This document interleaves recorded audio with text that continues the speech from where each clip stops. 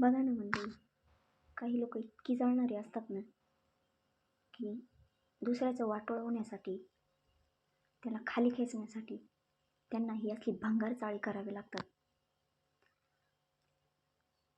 असली शेजारी पाजारी हसण्यापेक्षा ना ती खरंच नसलेलीच बरी असतात. काय भेटतं त्यांना हे सगळं करून? आता हे कोणी केले हे आम्हालाही चांगल्या प्रकारे माहिती आहे, पण कसं असतं ना, आपण त्यांच्यासारखं नाही ना.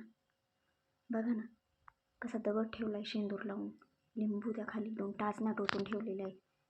आणि ठेवलं पण असं आहे ना, की स्ट्रेट जिथून आमचा घराचा दरवाजा दिसणार सेंटरला बरोबर ठेवलेले.